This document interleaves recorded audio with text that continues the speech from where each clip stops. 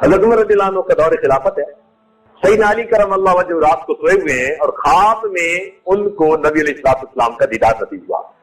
یہ واقعہ البدایہ والنہایہ میں لکھا ہوا ہے، سند کے ساتھ کہہ رہا ہوں۔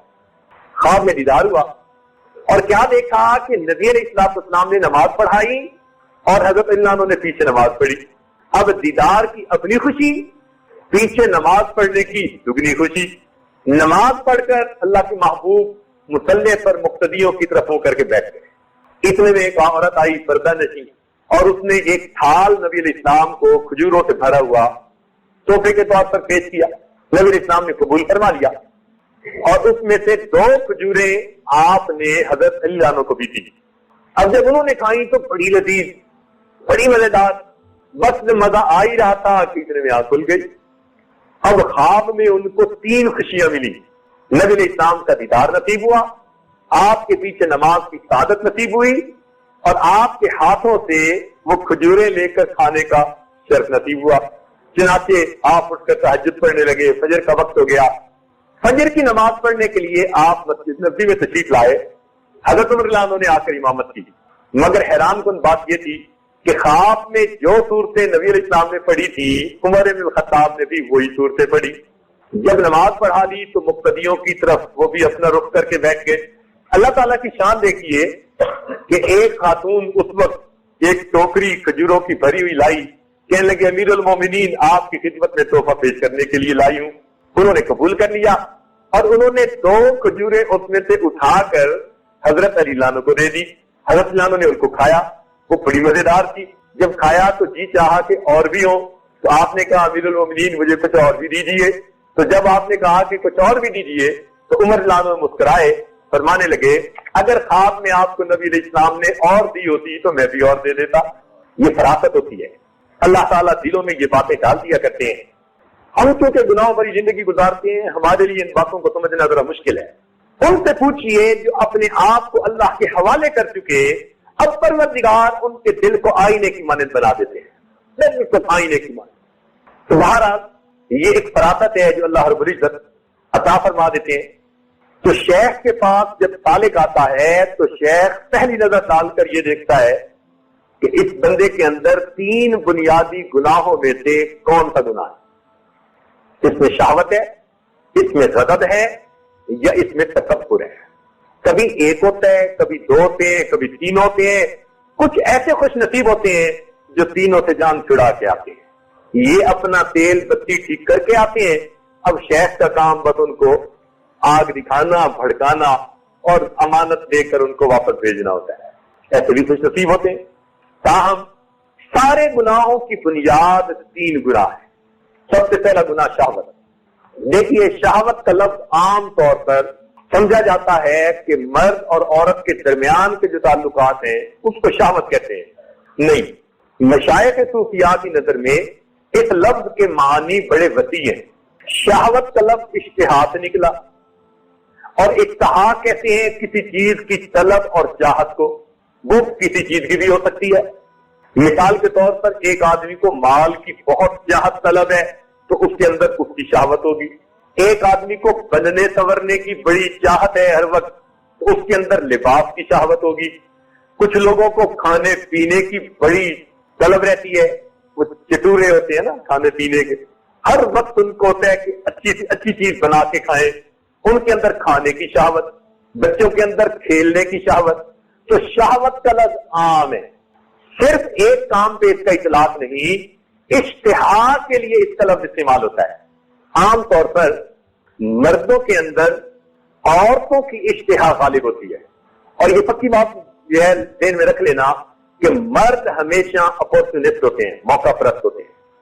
نیک سے نیک بندے کو بھی عورت کے معاملے میں گناہ کا موقع مل جائے گا تو وہ بھی پھسل جائے گا۔ اس لیے اپنے آپ کو بچانا یہ ہماری ذمہ داری ہے، اپنے آپ کو بچانا ہماری ذمہ داری ہے۔ ہر بندہ اپنی عزت و ناموس کی خود حفاظت کرے۔ کوئی ایسا موقع نہ ہو کہ جہاں عورت بھلے دین کا مسئلہ پوچھنے کے لیے آئے تو مرد کے ساتھ کہیں خلوت میں مت بیٹھے۔ رابعہ بصریہ کیوں نہ ہو، ادھر سے حسن بصری کیوں نہ ہو، اور قرآن کا درس کیوں نہ دے رہے ہوں؟ اگر تنہائی ہوگی شیطان ان کے درمیان بھی کچھ نہ کچھ پیدا کر دے گا. اس لیے یہ بات بالکل کلیئرلی سمجھ لیجیے. شریعت نے جو پردے کا حکم دیا ذالک اطہر لقلوبکم وقلوبہن. سبحان اللہ. قرآن کا انداز دیکھیے. اللہ تعالیٰ فرماتے ہیں کہ تمہیں جو یہ پردے کا حکم دیا کہ اے نبی علیہ السلام کی بیویوں، یہ ان کے دلوں کی طہارت کے لیے بھی اچھا ہے اور تمہارے دلوں کی پاکیزگی کے لیے بھی اچھا ہے. تو جو عورتیں کہتی ہیں جی آنکھ کا پردہ ہوتا ہے، تو وہ ایسے ہی ان کی آنکھوں پہ پردہ آیا ہوا ہوتا ہے.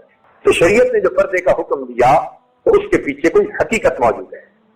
مرد ہمیشہ عورت کے معاملے میں اپورچونسٹ ہوتا ہے، لیکن عورت ایسی نہیں ہوتی. یہ بھی ذہن میں رکھیے گا.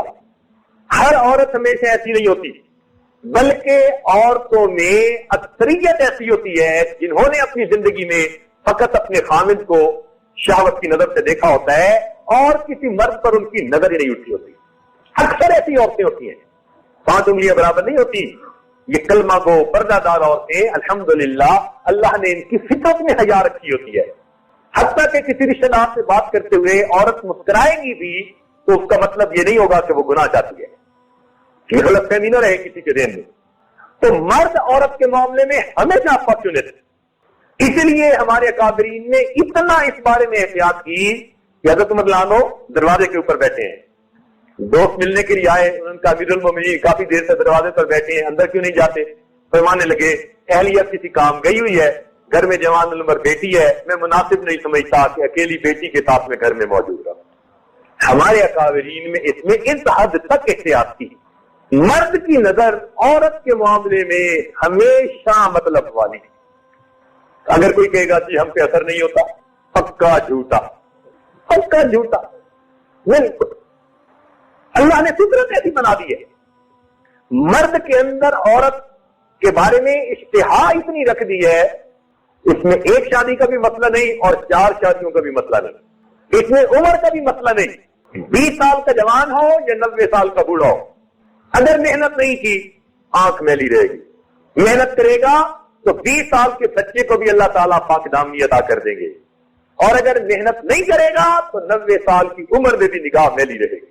ساجد کے پاس ایک آدمی آیا، اس کے پورے جسم پر مجھے کالا بال نظر نہیں آتا تھا، آنکھوں سے رویا، کہنے لگا دعا کیجئے موت سے پہلے پہلے میں غیر محرم پر حریص نظر سے بچ جاؤں. اور مجھے اس کے پورے بدن پر کوئی کالا بال نظر نہیں آتا تھا.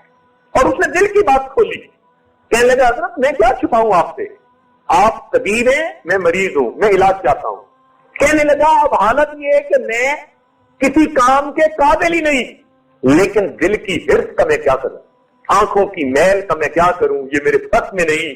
میں نمازوں میں کھڑا ہوتا ہوں یہی سوچ ہوتی ہے، مجھے خواب یہی نظر آتے ہیں، مجھے چلتے پھرتے ان پر نظریں یہی پڑتی ہیں، مجھے بچا لے ایسا نہ ہو میرا ایمان طلب ہو جائے.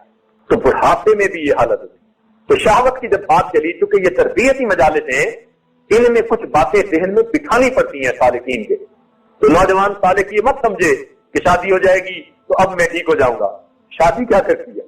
4 بھی شادیاں ہو گئی تو کچھ نہیں ہونا، بلکہ جب کچھ بدن میں طاقت ہی نہ رہے کسی کام کی تب بھی یہ حرص اور ہوس ختم نہیں ہوا کرتی، پہلے سے بھی بڑھ جایا کرتی.